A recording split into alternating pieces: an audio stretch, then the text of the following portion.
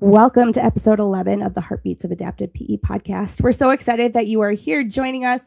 I'm Jen Hebank, your host, and I am a full-time adapted PE teacher out of 40 minutes west of Minneapolis. And, I don't normally do this, but I feel like I'm going to pause just for a minute because even though I teach 40 minutes away from Minneapolis, I live 20 minutes away from Minneapolis. And it has been a really heavy week here in Minneapolis and in Minnesota. And we just need all of your good thoughts, prayers, and really just need some healing after this week.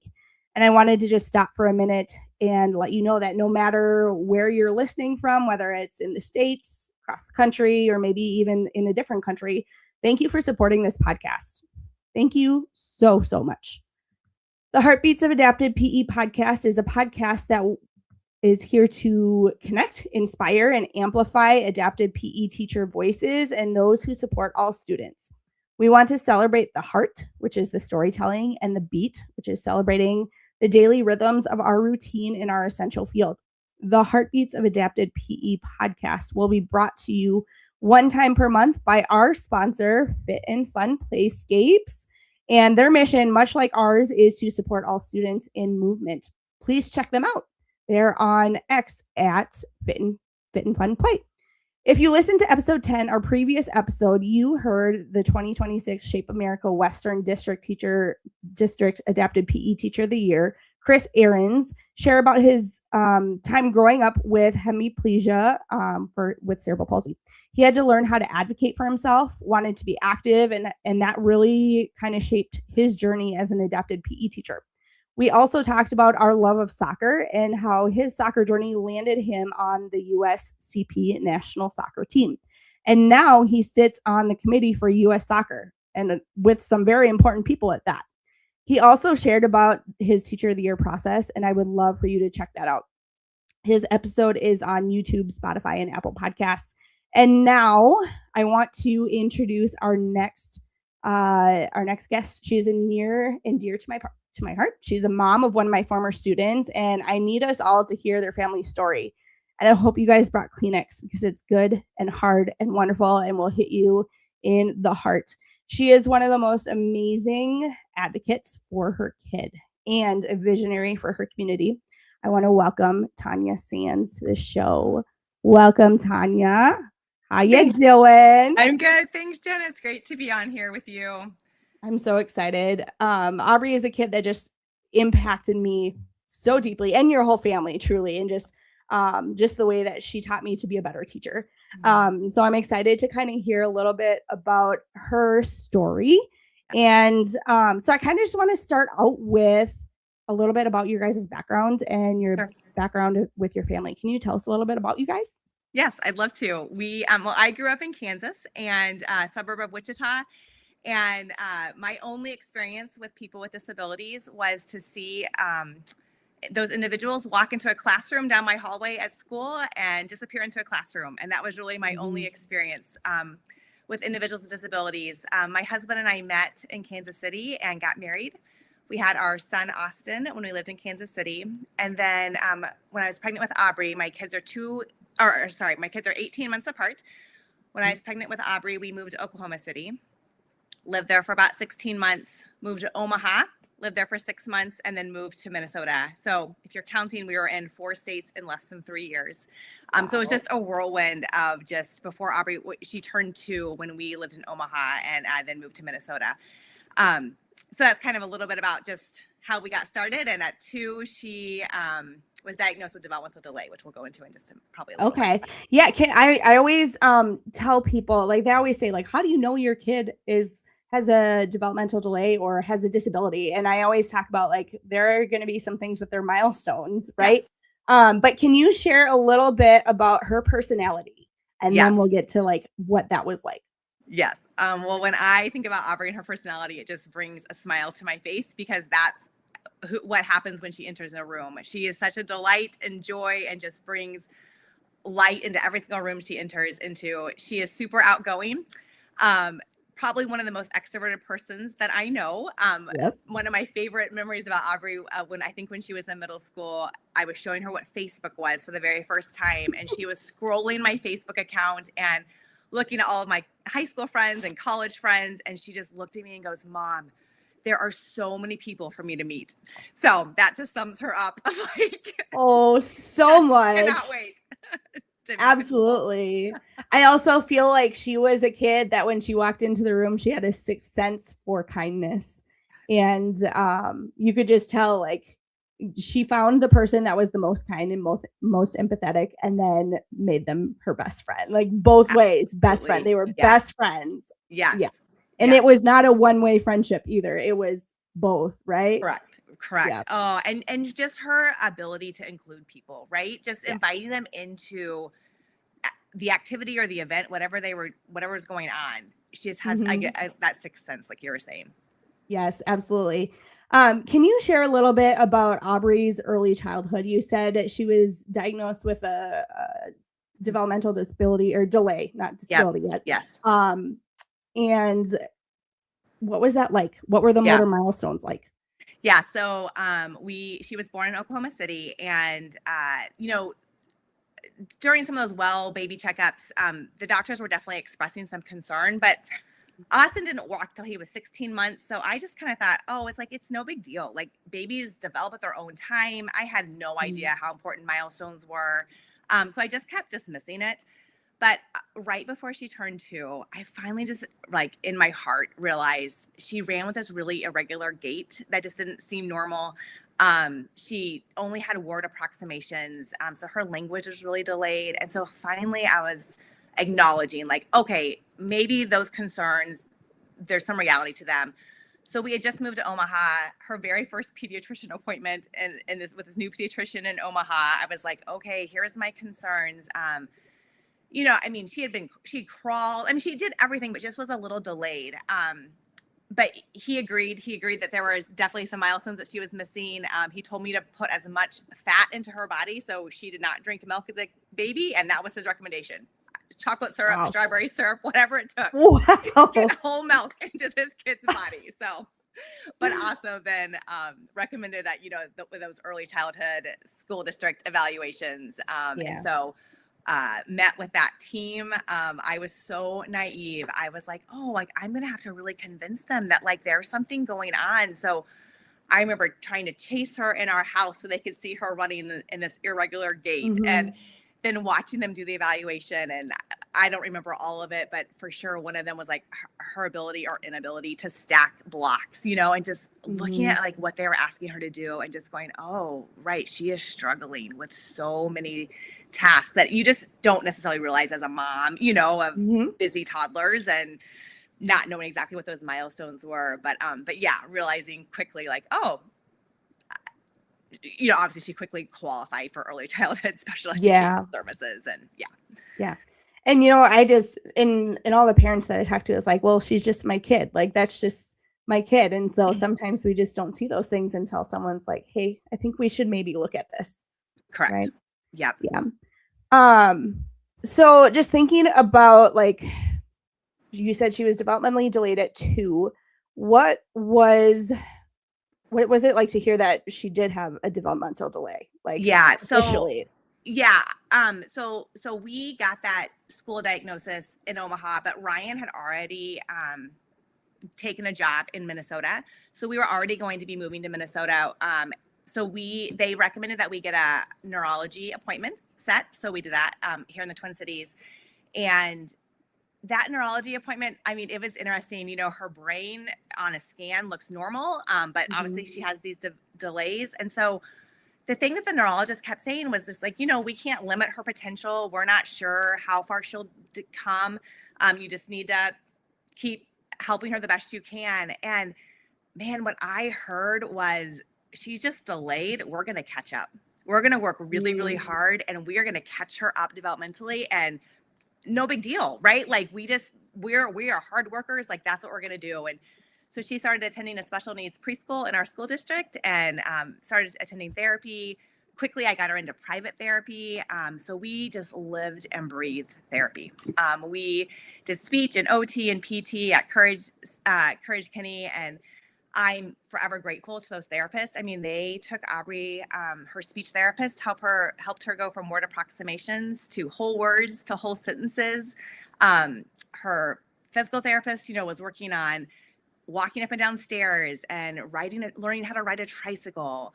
Our occupational therapist was working on fine motor skills and sensory processing disorder stuff. And just, most kids were playing in the neighborhood and Aubrey's pushing her little shopping cart full of weights, listening to therapeutic listening music so that she can work on her sensory issues. And that was our life, right?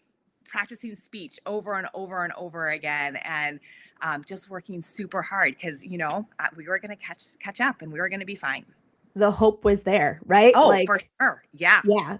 Yes. It's interesting that like one word can like be like, whoop, and now looking back, you're like, wait, is that really what he meant when he said that? Right. Yeah. Right. Super interesting. Yeah. So then Aubrey gets to age 7, right? Yeah, I think it was actually age 9, but yeah. Age 9. That's fine. Yeah. It's always 9. What did it feel like to all of a sudden be like, no, she has a disability. Yeah. She is disabled. So I was homeschooling Aubrey at this point in time. Actually, I was homeschooling both of my kids. And, the advantage of homeschooling for us was that Aubrey was just around typically developing peers. We didn't actually even know of anyone else who had a disability at this point in our life. And so I'm grateful for those like social skills that she just really learned from those peers. But then at age 9, I was like, Ryan, we're just hitting this plateau. She's not progressing in reading and math like I think she should be. And my sister had a master's of psychology, and she just always encouraged me to get a neuropsych eval. And I didn't know why or how that would be helpful. But I was like, I think we need to do a neuropsych, and hoping for like labels that would help me know how to help her, right? I was expecting like dyslexia or ADHD or I don't know, name something that I could research and I could dig in and we could, again, help her. We're going to catch up. Yep. This is just a phase. We're going to figure this out. And I was even reading a book about IQ as she was doing this whole neuropsych evaluation, and this researcher who was improving people's IQs, right? Like that was what the entire book was about. And so the day I remember meeting with that psychologist and getting the results, and she said, Aubrey has an intellectual disability. And I am like, what in the world is that? That is not ADHD. That is not any language I've ever heard in my life. And she was like, well, Tonya, it used to be called mental retardation. And my heart stopped.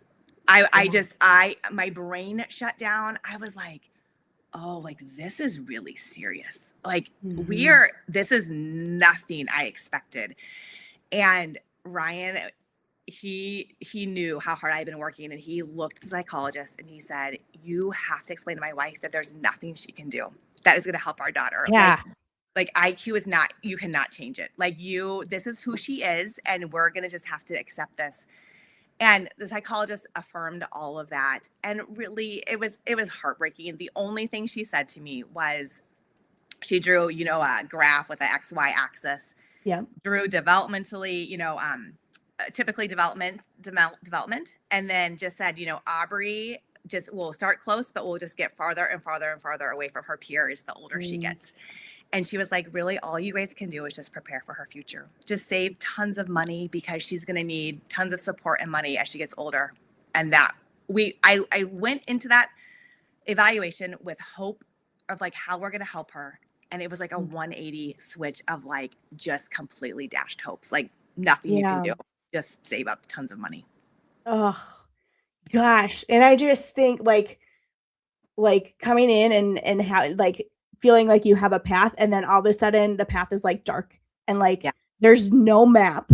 There's no like, it's just save money. Yes. Oh, yeah. Oh, yes. It just sounds horrible. And you know what, Jen, at that time, I actually was really questioning the Lord's sovereignty. I was like, okay, Lord, you are sovereign. You have control over everything, but you created this little girl who loves people, who desires to be in relationships with her neighbors and just play with people. And we had great relationships. We had great friends, but we also had so many heartaches on the playground. watching kids like not. Aubrey just couldn't keep up with them physically, right, on the playground. And they would just stare at her or say something mean. And God protected her in that, but he did not protect my heart in that. I saw because you all of could those see moments. everything. Right. Yeah. And so just really going, Lord, I am trying to follow you, and what, I don't understand. Now, thankfully I've come full circle when we can get into that at the end, but yeah, really wrestling, right. And just that whole emotionally hard spot that we were just in at that point. And kind of going along with that, I was kind of wondering, like, what do you think that kind of did with her, like, social and movement through, like, elementary school, like K-5? You said you guys were homeschooling at that point, but you guys went out to the playgrounds. Can you describe a little bit more going into, like, when she would approach somebody, what were some of the responses? Was it positive? Did she have good experiences? And then, you said that you just would catch those things. So you're like, oh, yes. When you look at Aubrey, you would never know that she has a disability, right? As soon as you look at her. So she would walk into a playground and, would always seek out other friends to play with, or other kids to play with. So at the beginning, they would be excited to play with her, right? But then quickly, they couldn't understand her very well. So there was a language barrier. And then very quickly, they would, run into the monkey bars, or even just run across the playground, and Aubrey could not keep up, or she fell a lot of times on the playground. Just did not have that good core muscle strength. And she just got left behind all the time. And then kids would look at her funny, right? Like, oh, like, what's wrong with you? Or there's something different about you. And like I said, thankfully Aubrey did not necessarily know that, but her brother and I did, and so there were times that he would step in to help. I would step in. Parents hardly ever stepped in, which I was always so surprised about. I felt like it was usually Austin and I, having to kind of help navigate or distract her. Like, oh, Aubrey, let's just go play over here. Let them go play on the tire swing or whatever. And hard stuff. And like, just thinking back to being a kid, and like how much that playground was like the place to be, and just how many friends that you would like try to engage, and like how hard that was for her. Yes, for sure. And okay, so you guys moved to Buffalo when she was in middle school, right? Yes. Was it that 7th grade year? Yeah. Okay, so can you describe your thoughts coming into the public school? You're like, we're gonna try something. Yes. Let's see how it goes. Tell me a little bit about that. Okay, so that's when I got to meet you all. I know, which was so great. Let me just back up one bit. So we, had that neuropsych eval at 9. And I was like, Ryan, at some point we need to think about public school, right? Like homeschooling, not only was like social interactions in our neighborhood hard, but also just homeschool co-ops, which we were a part of, and a part of our community, were also really hard for Aubrey. She cognitively was not at the same level as her peers, and I was kind of her para. And again, just the emotional toll it was taking on me as her mom was really hard. So we started thinking about public school. And so she actually did an evaluation at our current school district before we moved to Buffalo. And 2 things stood out to me from that evaluation. One, what she clearly qualified, but one was they just talked they talked a lot about the need for her to be in the transition program for as long as possible, because that's where you would really be working on those life skills and job skills. So we decided to put her in school at her age level. In homeschooling, we had kind of held her back a year to kind of give her that advantage. But then the second thing was, when we were doing a tour of the middle school, I met the PE teacher, and I asked him what PE would look like for Aubrey in special education. And he said that the kids in the special education program would all be in a group together by themselves doing the activity. Oh. And the rest of the students would be in another group doing the same activity. Maybe that would be playing basketball. And there would be 0 interaction between those 2 groups. And we left that tour, and I was like, Ryan, we are not sending Aubrey to this school, right? We are moving. Yeah. We're going somewhere else that we will find a different space for her to be involved in school and not segregated. And so then we began the search, right, of where we're going to move. And my son had been trap shooting out in Buffalo. And so we knew some families out here, met with the principal of the middle school and loved Mr. Lubin. Loved the principal. Sorry. Loved the principal. You're good.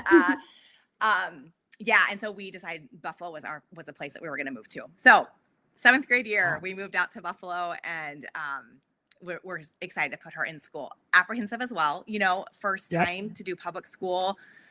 That middle school is huge. There are lots of students that middle school. It is huge. And it was bigger back then. Like we had more students even than we do right now. Right. So I feel like the principal said that was like maybe the 4th largest middle school in the entire state. That time, or something. Yeah. At that time it was. Mm-hmm. Yes. So, definitely apprehensive. I didn't know what to expect. I knew she was being placed in her classes based on her IQ. And Aubrey is a different kiddo because her IQ says one thing about her, which is true, cognitive level, academic level, that is a true statement, but her social skills are so much higher than what her IQ would reflect. Yes, and so really finding that balance of what makes sense for her in programming can be tricky. And it has kind of continued to be tricky throughout her entire school year because of that social piece that she's so much stronger in. Yep. Definitely. What did you notice along kind of those lines? What were some of Aubrey's greatest strengths in middle school? Making friends. Yes. All of a sudden, we went from when we were homeschooling to, just a couple sweet neighborhood friends that were really sweet friends to her world exploded. We had friends now in her special ed classroom that she had never had that experience before. And we were just loving and getting to know these peers. But the middle school also did this 8th grade peer mentorship program. And that was our experience in the Unified. And oh my goodness, what an amazing just first taste of what Unified looked like. Aubrey had so many amazing 8th grade peer mentors. She had them, her 7th grade year and then her 8th grade year. And she would get their phone numbers and they would be calling each other after school. So many of them lived really close to us in our neighborhood, and they would come over to our house and play board games with her or color or hang out, go for walks. I cannot believe the amount of people that she got to know in just a year and a half at that middle school, and then continue that into the high school, right? Like, and even today, right? We still have friends that she made back in middle school that are still her friends today. Yeah. And I know, like, was there a moment when you were thinking about not putting her into high school, like the public high school? Was there like a slight moment? I feel like we had that conversation. Yes. Can you talk about that? I think so. And for sure, maybe her case manager, her freshman year was only at Buffalo High School for 1 year. And I don't think it was a great fit. So I think that freshman year was a super big struggle for her. Basically kind of on just case management issues. The one thing I think the other thing about high school was, Aubrey had these great mentors, but they were going to be freshmen, right? As we all entered into high school together. And I knew there was an opportunity for her to do Unified PE, which I was super excited for her about, but none of her friends were going to be able to take that class because that class was really for juniors and seniors. So really having conversations with admin about how do I help her still maintain these friendships that she's created in middle school? And so talking about that, I can't remember what they called it. It was kind of like that homeroom class at high school. Advisory. I think it was advisory. Yeah, trying to like get her into a class that would have some of those peers that she loved so that she could still have those connections. One other thing about middle school too, that I forgot to mention was not only was Aubrey making lots of friends, but there were a couple of friends who actually reached out to me that were in some of her elective classes. Like there was some kind of tech ed class, and one friend I think sent me a letter to say how the impact that Aubrey had made on them, and was asking if they could get together with us like over spring break. And so this peer and her mom came to our house, right, to like hang out with us because Aubrey had made such a huge impact on this friend that she wanted to get to know her better and was trying to like ask my permission to like be her friend. And just incredible. So good. Oh my gosh. So going along with the Unified PE stuff. So back at that time, like Unified PE was kind of freshly new. Like it was our new class. She was a freshman. And it was kind of decided that she would do Unified PE at the high school. So I was the teacher. And just for those of you listening, if you're unfamiliar with Unified, Unified is a class where one partner, generally who is more of like that leadership helping, but also on the same level as their teammate who happens to have a disability, and it's inclusive leadership class. What did you notice as Aubrey entered high school and got into Unified PE, but also Bison Connection, which is our Unified club? And our Unified club is a club for all students. It was all access. So anyone who wanted to be in it could be in it. And then it was also a place where our kids with and without disabilities could have a leadership position. And so we had an exec board and all that.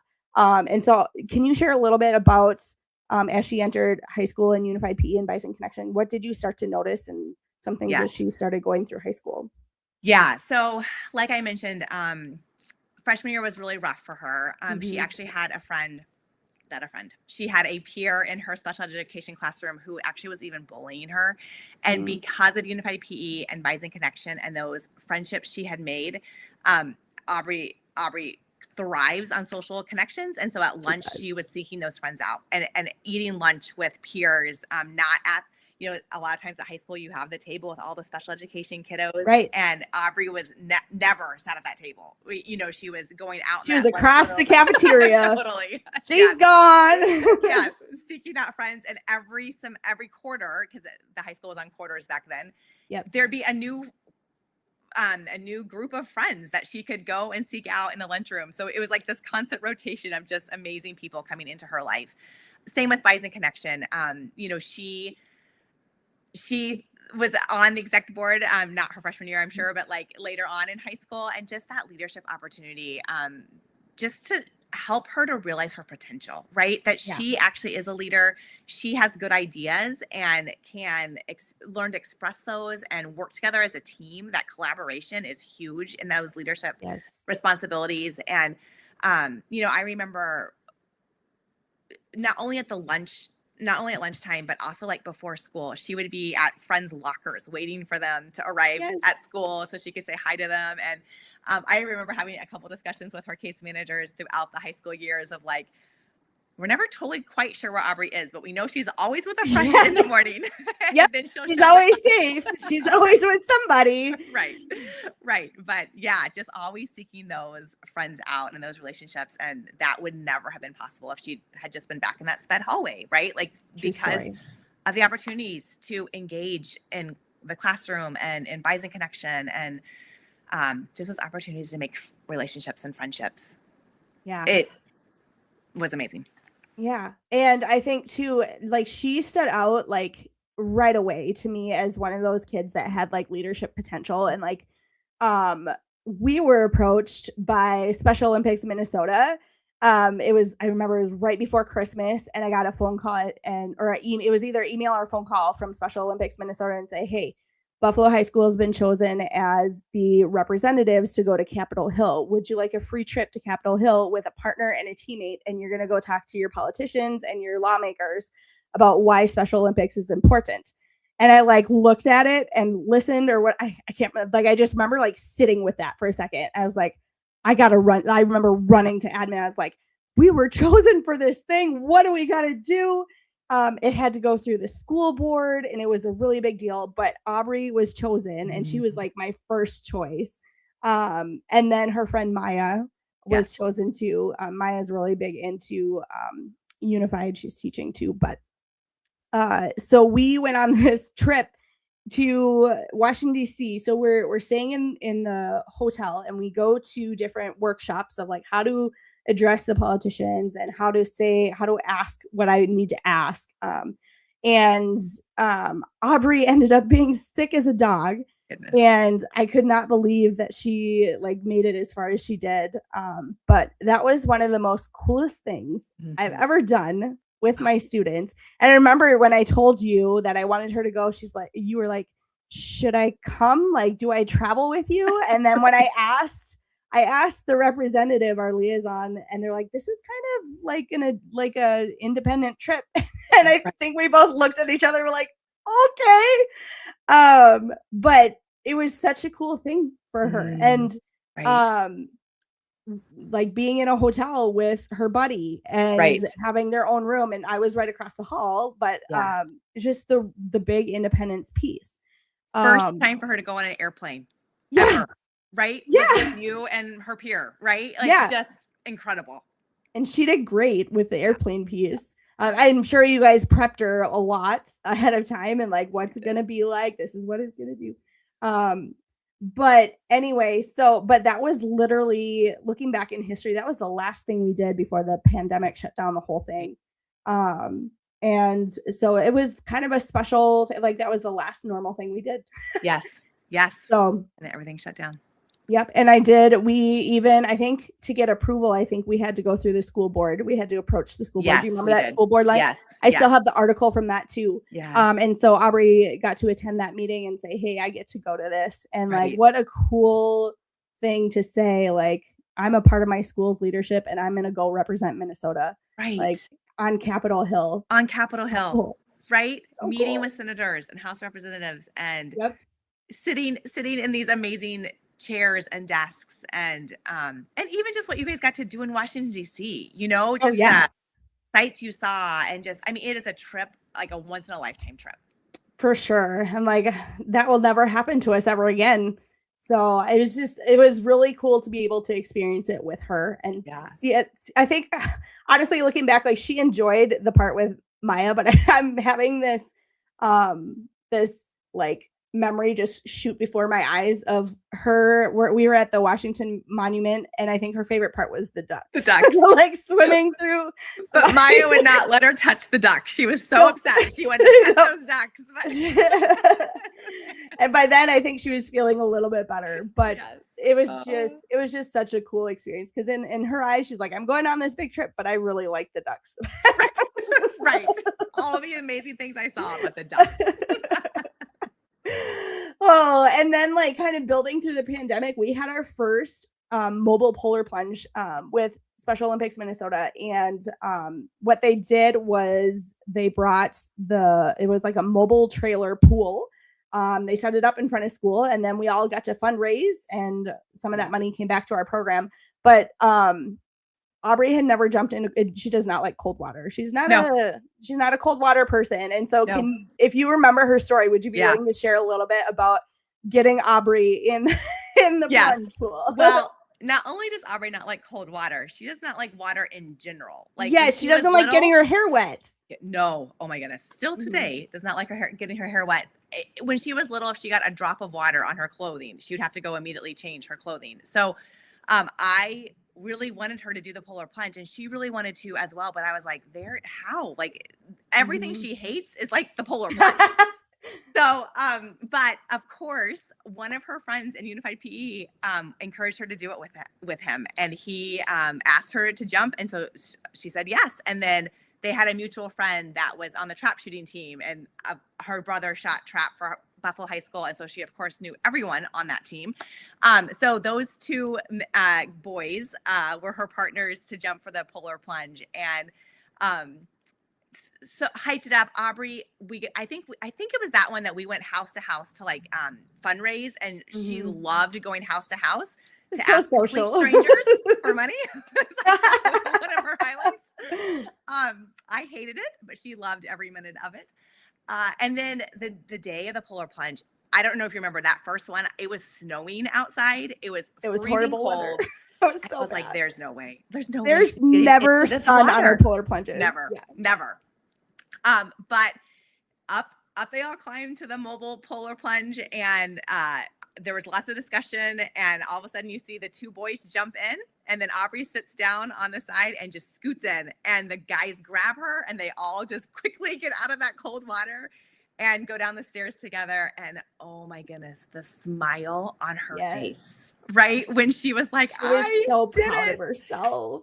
So proud. And every year after that, she always had friends that she was jumping in the polar plunge with, because no matter, I mean, even though, you would think, oh, that was like really cold, surely she won't do it again. But it was so worth it for her to have that experience every year with new friends and raise that money for Special Olympics. Yes, so good. And I just remember those boys, like they legit jumped. They jumped. And then instead of like getting out of the water, they had to turn around and like sit there for a couple extra seconds. Like that was cold water. And it was cold. They were so patient. And Aubrey, like she didn't really like wait. Like she was booty scooting as fast as she could, but those boys had to wait just for a hot second. Right. And so I remember them being like, okay, let's go. Come on. It was such a good memory. Like when I think back of like how she overcame like so many like things, and then to have that just really, I think that was one of my many highlights of her from school.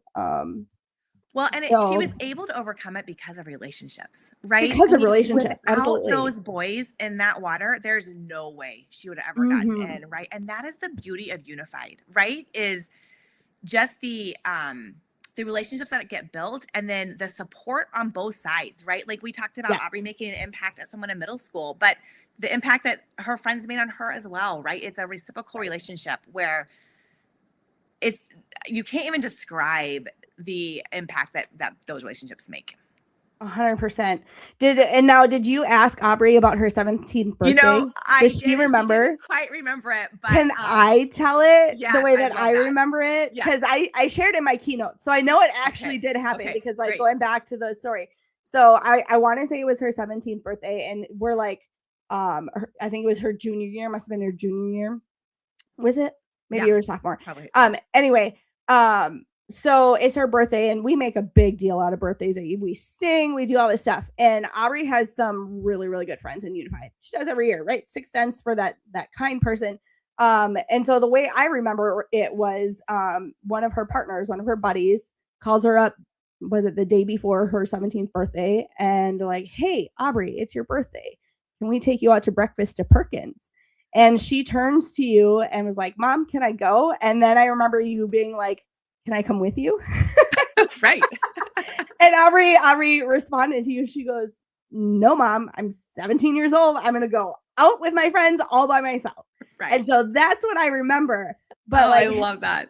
What I shared in my keynote is like to be able to have the voice to your mom. Yes. And say, no, I can go out by myself. I have friends. Like they're going to take care of me. I'm going to be independent. And like, I was so like, when she shared that story or when it happened, or maybe it was the peer that shared it with me. Like, I don't remember how exactly it got to me, but I was just so stinking proud of her.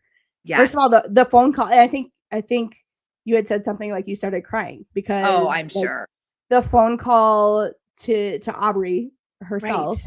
And then because growing up, you guys didn't have those phone calls. Those invitations never came, right? Mm-hmm. But because of Unified and these friendships. Well, and now, I mean, I was reflecting about just birthdays and her independence with her friends. Aubrey's social calendar is so busy. Like it's almost a second job for me to like keep up with her social calendar, right? Like she's going to Caribou to get a drink or Applebee's to get fries or out to eat with her friends and always by herself and loves it. Friends pick her up from her transition program, and love just so independent and just does not need me for anything. I mean, would be appalled if I showed up, right? Like, what are you doing here? So great. Oh man. And I just think back, going back to the basketball story. I don't know if we like actually hit on this yet, but okay. So was it her 7th grade year? We sat in the IEP meeting all together, and this was like my first time meeting you. And you're like, what are your dreams for Aubrey? Can you share the one that we? Yeah. So, I mean, Jen just does such a great job in IEP meetings where she really is partnering and collaborating with parents. And she was like, Tonya, what are your dreams for Aubrey? And, it almost took me aback, right? Like just there's someone on this team that like really wants to know what our dreams are. And I remember just the struggles we had with Aubrey and her neighborhood friends, right? Where we used to live. And we had a basketball goal in our driveway with our new house that we just moved into. And I was like, I would love for her to be able to shoot baskets in our driveway with her brother, with friends in the neighborhood, and just be a kid. Yeah. And I remember us sitting there like, okay, I can do that. And then we did all the paperwork, and I started, because this was like right away at the beginning of the school year. So I like barely knew her. I'm like, okay, we're going to work on this. And then when she started getting into class and like really trying to shoot, I'm like, oh, this is going to be really hard. This is gonna be like we worked on it, but the motor planning was just so difficult for her, and we just wanted her to do it so bad. And I will say that was like halfway through my career, so I was still like, I wasn't a rookie teacher anymore, but I also like didn't have it all together like I do now. And so but I recognized like, oh man, this is gonna be hard. I wonder if I need to change this. So at the next IEP meeting, like we talked about like, hey, can we work on this, but maybe not take data on it? And we agreed like this is going to be something that we look back at and maybe just work a little bit more on the motor planning pieces and some of the pieces that need to be strung together in order for her to hit that basket. And so again, the social piece for Aubrey was so important, because if we could get her socially connected, then she was going to do more activity. And we talked about that over and over and over in her career. And so once we got into unified PE, I started to figure out some of my, adapted PE hacks. Maybe we aim for a bucket. Maybe we aim for a hula hoop stuck in the bleachers. And maybe we go from sitting and shooting, and then maybe we go to standing. I literally remember going through this whole thing all throughout the years with her. And then we move the dots back a little bit and she shoots from there. And then I think it was the end of her junior year, beginning of senior year. We're doing basketball in unified PE and she's shooting with her buddy. Buddy takes a shot and she goes, Miss Hebink, look. And she takes the shot and it goes in, and it doesn't just go in once, it goes in over and over. And that's just right. And I think I took a video. She's like, Mom, take a video for my mom. And I sent it to you. Yes. And I think we both were like, holy cow. Like, and the cheers from her buddy when she made that shot, right? Like, of course she kept making it over and over again. I mean, the encouragement from her buddy, like the social, but I also remember like Aubrey's smile, but also like her whole body just gets so excited, right? Like her hands like get excited and they wave and then I did it, and she goes all into it. And so leading up to her senior year was just a really important time to get that motor planning figured out, the social pieces and the encouragement figured out. And then she goes, Miss Hebink, I want to play unified basketball. And I was like, what? Yeah. Like, how? Because in the past, she's like, I don't want to do that. That's going to be hard. I don't want to do that. Like, I will cheer, but I am not going to do that. Right. And so I remember it. I remember you sitting behind me, right? You were right behind me on the bench and I was coaching and it was her turn to go in. And I was like, Aubrey, you ready to go? Yeah, let's go. Yeah. So I put her in and she gets the ball and she gets it on one side of the court and she has to get to the other side to score, right? And I remember her getting the ball in her hands and she just turns around and starts running. I'm like, Aubrey, you have to dribble. Dribble. And she maybe puts it down once. She gets to like inside the free throw line. Yeah. Like her special little spot. Yeah. And by the way, this is in front of the whole school. Yes. Like the whole entire student body. The whole school. So she stands in her spot, she puts it up and it goes in and the whole school goes wild. Yes. And we have a picture of it and I share it wherever I go. Did I ever share that with you? Yes. I might have that. Yep. Oh, yep. It's incredible. And what I love about that picture, because it catches that moment just fully. So she's excited. She's doing her hand wave. She's yelling and screaming and just happy. But then her peers around her. Yes.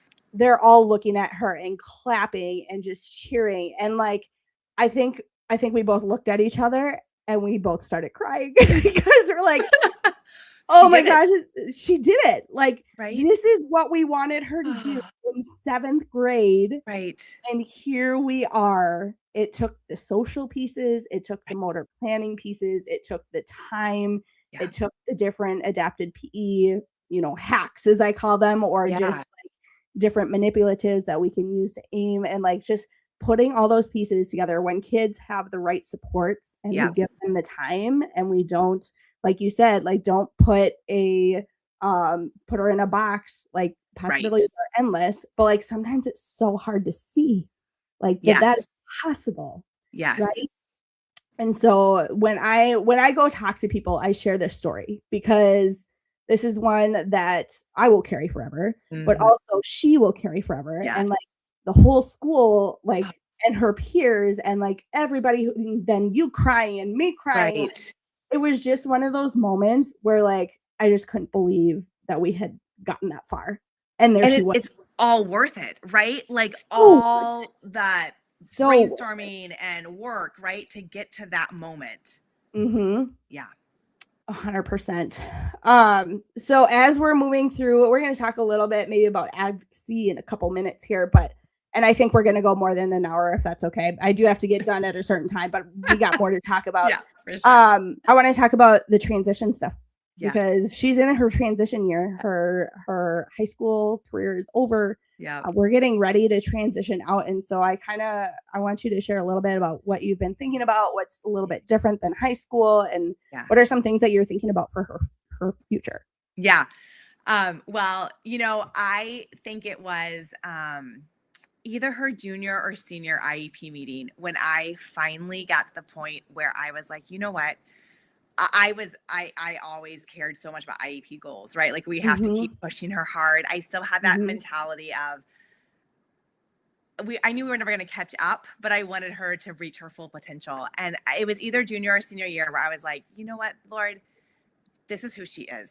Like, we don't have to keep working super hard. We can just be excited about what she does well. And like, yes, there are things we all can work on throughout our entire life, right? We're never going to stop, but like, we're not fighting hard to like change who she is anymore. And for me, that was when that kind of sovereignty of the Lord came full circle for me, right? Like, you have created this little girl with so many gifts and talents, and I just need to like lean into like how the Lord's created her. Yes. And so for us, as we think about transitioning out life post school, we're super excited about it, actually. I mean, there are definitely fears about like, what will life look like? And, she definitely, she needs to stay busy.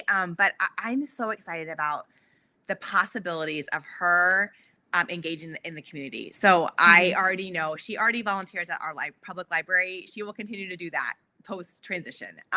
She loves working at the nursing home, like when they play bingo here in Buffalo. And so we're going to continue to expand just hanging out at the nursing home. We actually have 2 golden retrievers, and our second one is 7 months old, and we're hoping he'll become a therapy dog so that Aubrey can go into nursing homes or the library and do therapy dog, things with him. She actually loves to hang up clothes and work in thrift stores. So I don't know, one huge dream that we have, and who knows if it'll come true, but could she ever work like at a Maurice's, like for just a few hours a day, or a Target, or, Walmart or whatever. Or if not, there are so many thrift stores that are just amazing that we can just volunteer at. So finding that purpose for her, is so important. We've talked continually about just that social aspect is so important to her life. So Aubrey will never sit in some kind of workroom and just put widgets in a bag. She will need to be engaged with people, and really the possibilities are endless, right? Like, you just keep going through the next door and just trusting the Lord as to what he has planned for our future. And so we're actually super excited about what that's that will so great. Like. I just hear about so many families that are like, oh, we're so nervous for when we transition out, we don't get the services, but like, you guys have such a great, like, just head on your shoulders, faith in God, and just knowing like, this is who she is. This is where we're going to roll with it. We know where she's going. So, for sure. But I want to talk a little bit about like when Aubrey was in high school, you guys kind of started to recognize some of the powerful things that Unified did and does. And the word inclusion, which we use so much in our school, is a big movement at our school, still is, and was when Aubrey was there. But you kind of recognize how Aubrey was thriving with her peers, but our community has kind of a lot of growing to do when it comes to inclusion. But your family has taken big steps in your community. Can you share a little bit about like your church and your project that you proposed and where it's at right now and how that looks? Yes.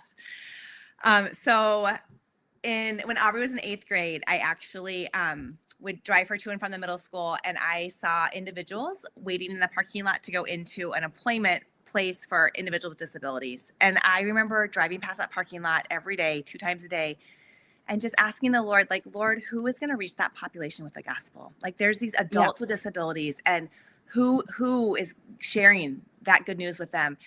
And he really just said, Tonya, I think you need to be a part of that. So I started a little tiny Bible study with Aubrey and 3 of her friends in her 8th grade year. And my husband and my son were a part of that. And then very quickly numbers started to grow. And one of her 8th grade mentors, and she heard about it, she went to my church and she was like, I would love to be a part of that. And so she and her mom and her sister also joined us in leadership. And so from the very beginning, this like Bible study youth group type thing had Unified just written all over it, right? We had students with disabilities and students without, just coming together to like learn about the Lord and to just build experiences together. So I, that group quickly outgrew my home. So I talked to, we were going to Buffalo Covenant and asked Dave McAlena, our executive director, if I could partner with Buffalo Covenant and we could start to meet there. And immediately the answer was yes. I mean, BCC has just been so supportive of this entire group and just giving us resources and whatever we needed to just make this group happen. So from the beginning, BCC has just been a huge champion of what today we now call Access Impact Ministry. As I was leading this group though, and getting that going, I spoke at an adult Sunday school class at our church. And I was just talking about, how one of the least reached people groups is individuals with disabilities, because so often our churches do not support them. I mean, we have stories with life before Buffalo Covenant of really hard things at church with Aubrey, and just, it's hard. Church is hard, or it can be hard. And so just sharing, that, some statistics from Dr. Eric Carter, who's like a leading expert in faith and disability. And he shares that 52% of adults with an intellectual disability don't attend a faith-based community. And 56% of parents kept their child with a disability from participating in church due to a lack of support. And just sharing those statistics, sharing like if individuals with disabilities are not coming to church, their families are not coming to church. And so really this is just a population that's not reached with the gospel. And our missions team heard me talk about that and their hearts were just stirred. Like, Lord, what do we need to do to reach this population? And every year around Christmas time, Buffalo Covenant does a Christmas Love Project where we raise money or sponsor some kind of missions that our church just supports financially. And so in 2021, the Christmas Love Project, we set a goal to raise $125,000 to build an all abilities playground on site at Buffalo Covenant. Amazing. And really our heart was that we wanted to be a place where kids of all abilities could come and play at a playground, right? Just like Aubrey struggled on that playground when she was little, tripping and falling over mulch and gravel and grass. We wanted a surface that was smooth, that wheelchairs could roll onto that, where elderly grandparents could walk without stumbling and falling. A place that had ramps up to that playground equipment so that our friends in wheelchairs and our friends on feet could just be playing side by side and really building those relationships, right? Like what I had seen at Buffalo High School, right? The importance of learning together and becoming better as we play together. So in the course of 5 weeks, our church raised over $600,000. Oh my word. I remember you saying that. Now, oh my gosh. I remember you saying that you had it like this and they gave it like 10, 20 like percent more. Like it was just happened really quick. Amazing. Like our church really loves and believes that everyone is created in the image of God, right? That each one of us is so important. And just the outpouring of support was just so evident. And there's just been so many amazing stories from that playground. One of my favorites is that there was an adult who came who had never been in a swing before in her life. And so they transferred her out of her wheelchair into one of our swings and she was able to swing for the very first time. One of my friends who uses a wheelchair, I was showing him the plans for the playground to say, anything you'd want to change. And there's one part of the playground, the very top side, that you cannot access if you're in a wheelchair. And up at that top, I had a tic-tac-toe game for friends to play with together. And he was like, could you just please bring that down to the ramp level? And it was, of course, yep, that done. We will bring the tic-tac-toe board down so you can play it with your friends. We've seen schools use this playground. I mean, it's open to anyone. We love for people to come and use this. And just really, it's a gift to our community of just kids being kids and playing side by side, kids of all abilities playing. Yeah. And, our kids, our students go there for field trips. Yeah. And I've seen posts. Okay. I was not told this was happening, but like people, some PE classes from like Dassel Cokato will like field trip out. And like my friend teaches there. He didn't like tell me he was coming, but he made a post about it. And then I reposted it because I'm like, yes, use this playground. Yes. And just like the most special, like just connections happen through play, right? Oh, yes. Just so good. Yes. So well, and then because of that playground, really our church is saying we are open. We want people of all abilities to come to our church, right? And so I got the privilege of coming on staff to work part-time as I was doing this like middle school through high school and adult youth group for individuals with disabilities. But then quickly became full-time, right? As we're figuring out children's ministry and helping kids to be included in our children's ministry programming, Sunday school and Vacation Bible School and Awana, and just supporting students really, really well. And it is such an honor, right? To welcome families to our church and just make the gospel accessible, right? I mean, that's why it's called Access Ministries. I want that gospel to be accessible to whatever, whoever you are, right? Is the gospel's for everyone. And so come be a part of that. So good. Well, we're going to move into our final portion here of the show. So let's hop forward to takeaways. So I'm going to share my takeaways and then Tanya's going to share hers. But I think just sitting down with you, Tonya, my biggest takeaway is just like the full circle of story of your guys' family story and Aubrey's story and how it started just like so hard, like knowing she is such a wonderful, made by God little girl. And now, like, could you have possibly imagined that this is what it was going to look like? And so like, that's what's sitting with me right now is like the unknown becomes known and just the faith that you had and the things that you noticed in your daughter that you were able to advocate for that we grew in teaching her by the unified framework, which by the way, I think you've heard has grown in Buffalo High School because we do it so well. And other teachers have said, hey, I want to teach that class too. We have a unified acting class this year.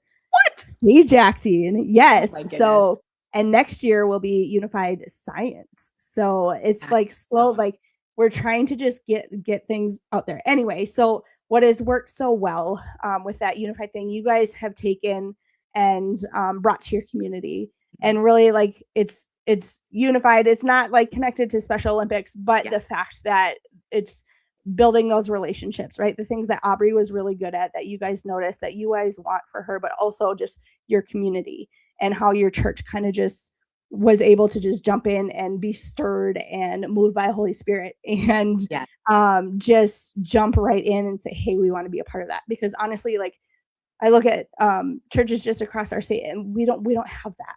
Like that is not here. And like I'm an advocate at my church. It's not going to be happening anytime soon there, right? But to know that someday, hopefully it'll look a lot like yours across the state for that. And I love how you took just such a thing that you knew was so good for your kid and for all kids and just like said, hey, this has to change. And that's how you're an advocate and a visionary for your kid and in your community. And that's why I introduced you as such. So that was my takeaway. What's your takeaway, Tonya? Oh, I have so many takeaways, but kind of my top two is, Jen, I learned from you. I also coach Special Olympics. I coach bocce ball and I think you use the word world changers, that our students are world changers, right? They are changing community. They're going to change the job, the look of employment, right? As they graduate and become employers themselves. The way that we change the world is through our students. It's through those young people and equipping and allowing them to have opportunities to have relationships with students of all abilities. And, I look back at our journey and our story, and I am constantly amazed at how the Lord uses each and every one of us. I love my friends with disabilities at church and just watching them serve and glorify Him through greeting or ushering or on stage singing or saying a prayer. The body of Christ is made up of many parts, and all those parts are important. And I learned that from what you taught me from school, and I've just Oh, carried thank that you. on and just applied that to really like what it looks like to live out our faith, right?